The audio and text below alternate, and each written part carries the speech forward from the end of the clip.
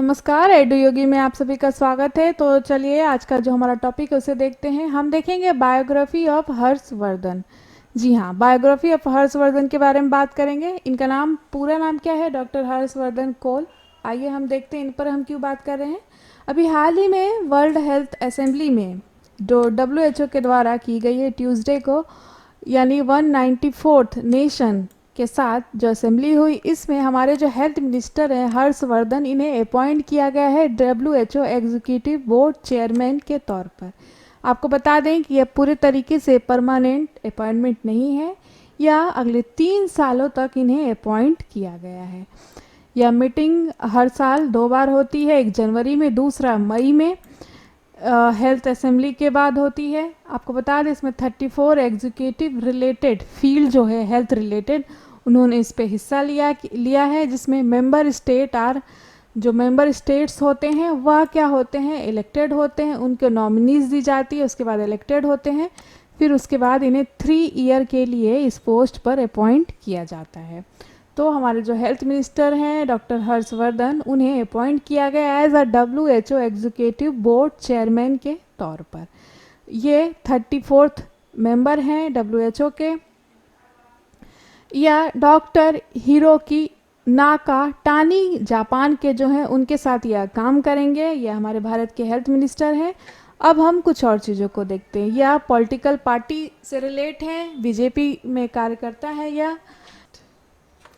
और by profession यह क्या थे, यह हेड और जो नोज़ होती है उसकी सर्जरी भी करते थे, या अब यह पॉलिटिशियन के तौर पर कार्य करते हैं। और आपको बता दें कि इनका जो जन्म हुआ है नई दिल्ली में हुआ है 13 दिसंबर 1954 को। एज इनकी करेंटली 65 ईयर्स है। ये MBBS है और जो है मास्टर्स इन सर्जरी है। इनकी वाइफ का नाम नूतन गोयल है और इनके 2 बच्चे हैं। अब हम इससे आगे बढ़ते हैं, ठीक है। इनका पॉलिटिकल करियर जो है 1993 में शुरू हुआ as a elected member of Delhi assembly में। उन्होंने कृष्णा नगर के रिप्रेजेंटेटिव थे। फिर state minister of health minister के तौर पर भी ये नियुक्त हुए, मिनिस्टर ऑफ लॉ दिल्ली के अंतर्गत। इसके बाद 1906 में या स्टेट मिनिस्टर ऑफ एजुकेशन भी बने।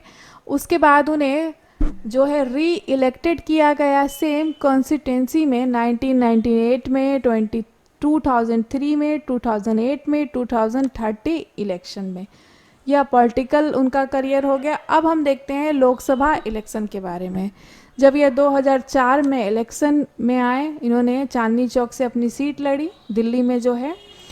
उसके बाद उन्हें फर्स्ट नरेंद्र मोदी गवर्नमेंट जो थी, यानी BJP जो गवर्नमेंट है, उसमें इन्होंने minister of health and family welfare में इन्हें अपॉइंट किया गया 26 मई 2004 को। इन मई 2017 में इन्हें एडिशनल चार्ज भी दिया गया ministry of environment, forest, climate changes और डेथ ऑफ मिनिस्टर्स अनिल। इन्हें 2017 में इन्हें एक अलग से एडिशनल चार्ज भी दिया गया।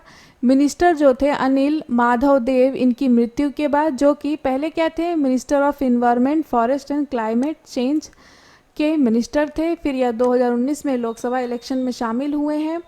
इसके बाद अगर बात करें इनके अवार्ड और ऑनर की, तो इन्होंने बहुत सारे अवार्ड और ऑनर, इन्हें रिकॉग्नाइजेशन मिल चुके हैं, अवार्ड मिल चुके हैं।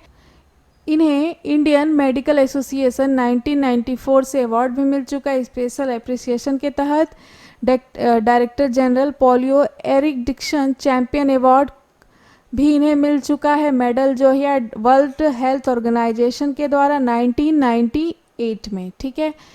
इसके बाद इन्हें डॉक्टर ऑफ लास्ट डिकेड के लिए स्वास्थ्य रत्न से भी नवाजा जा चुका है Indian medical association new Delhi में, जिसका ब्रांच है 2002 में। तो यह कुल मिलाकर इन्हें अवार्ड मिल चुके हैं। अब हम बात करते हैं कुछ कंट्रोवर्सी के बारे में, इनके बारे में। मार्च 2018 में जब ब्रिटिश वैज्ञानिक स्टीफन हॉकिंस की मृत्यु हुई, जब 105वीं भारतीय वायु कांग्रेस मीटिंग थी, उस समय उन्होंने कहा कि हॉकिंस ने जो भी कहा है वह गलत है।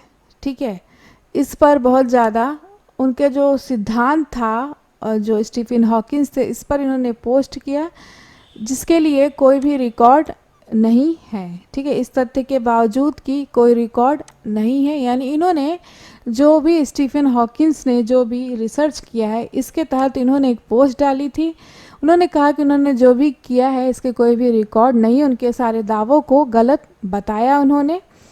ठीक है, तो 2019 में हेल्थ इफेक्ट्स इंस्टीट्यूट ने इन्हें एक वैज्ञानिक रिपोर्ट जारी की, जिसमें वायु प्रदूषण के कारण भारत में 12 लाख लोगों की मृत्यु को बताया गया, जिसके कारण बोला गया कि यह अनुमान भी गलत है। परिणामों से उन्होंने इनकार कर दिया। उन्होंने कहा कि यह तर्क दिया उन्होंने कि इस रिपोर्ट को आतंक पैदा कर रहा था, यानी लोगों के बीच डर पैदा करने के लिए यह रिपोर्ट लाई गई है।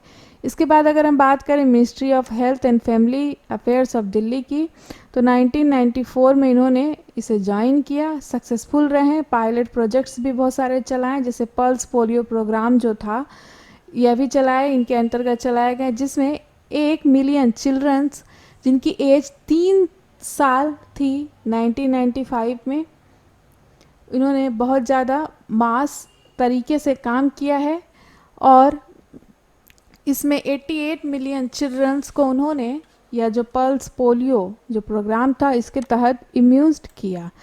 ठीक है, इसके बाद WHO ने मार्च 2014 में 28 मार्च को पल्स फ्री पोलियो इंडिया लाया, जिसके बाद कोई भी 3 इयर्स तक अभी तक कोई भी रिपोर्ट दर्ज नहीं की जा चुकी है। इसके बाद 1997 में दिल्ली प्रोहिबिट जो स्मोकिंग और नॉन स्मोकर प्रोटेक्शन था वह उन्होंने पास किया है दिल्ली में। फर्स्ट एंटी तंबाकू लॉ उन्होंने इम्प्लीमेंट किया बाय स्टेट गवर्नमेंट के थ्रू। उसके बाद NCT दिल्ली पर भी जो प्रोविज़न था स्मोकिंग पर, जैसे कि work place, hospital, restaurant, educational institute, public service vehicles, यहाँ पर इन्होंने जो एक्ट लाया एंटी स्मोकिंग एक्ट, इसके तहत बंद किया। और उसके बाद उन्होंने स्मोकिंग प्रोडक्ट्स वगैरह जो भी है 100 मीटर तक कोई भी एजुकेशनल इंस्टीट्यूट के इर्द गिर्द नहीं बेचेगा, ना ही दुकान पर।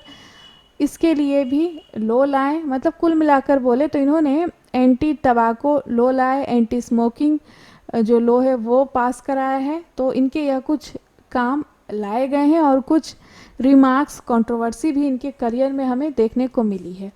अब हम बात कर लेते हैं कि यह जो WHO ने इन्हें अपॉइंट किया है, WHO के बारे में आपको बता दें कि WHO जो है जिनीवा स्विट्जरलैंड में स्थापित है। इस आपको बता दें कि WHO में जो है 194 कंट्रीज़ मेंबर हैं। ठीक है, 7 अप्रैल 1948 को इसे फाउंडेड किया गया था, 72 साल पहले। इसके हेड टेड्रोस एडनॉम है। और WHO जो है वह हेल्थ रिलेटेड पूरे ऑल ओवर वर्ल्ड में काम करती है। इसके अलग अलग पूरे वर्ल्ड में ब्रांचेस भी हैं, 6 ब्रांचेस हैं इसकी, जिसमें से एक ब्रांच इसका नई दिल्ली में भी स्थापित है। जैसा कि अभी कोविड-19 का समय चल रहा है, जैसा कि आप सभी जान रहे हैं कि WHO का नाम बार बार आ रहा है कि WHO ने अपनी मनमानी की, WHO ने चाइना का साथ दिया, WHO ने बोल सकते हैं रूल्स लाए हैं। तो उस वहीं पे या जो डॉक्टर हर्षवर्धन, इन्हें WHO बोर्ड एग्जीक्यूटिव के तौर पर नियुक्त किया गया है। तो चलिए, इस रिपोर्ट में इतना ही और इनकी बायोग्राफी में भी इतना ही, और हम मिलेंगे आपके साथ किसी और ऐसे ही मज़ेदार टॉपिक को लेकर। अगर आप अमित सर को अनअकैडमी पर फॉलो करना चाहते हैं तो इस लिंक पर जाकर फॉलो कर लें, और किसी भी कोर्स को अगर ख़रीदना चाहते हैं तो 10% का डिस्काउंट मिल जाएगा अगर आप अमित फॉर GSP का इस्तेमाल करते हैं। तो चलिए, आज के लिए इतना ही। आपको बता दें कि अगर आप यह वीडियो YouTube पे देख रहे हो तो हमारे चैनल को सब्सक्राइब करना ना भूलें और बेल आइकन को ज़रूर प्रेस कर लें, ताकि जो भी वीडियोज़ लाएँ उसकी नोटिफिकेशन आपको मिल जाए। इसे लाइक करें, शेयर करें। आप हमसे हमारे टेलीग्राम पर भी जुड़ सकते हैं। एडू योगी जी हमारा टेलीग्राम एड्रेस है, आप वहाँ पर भी हमसे जुड़ सकते हैं। इस वीडियो को लास्ट तक देखने के लिए धन्यवाद।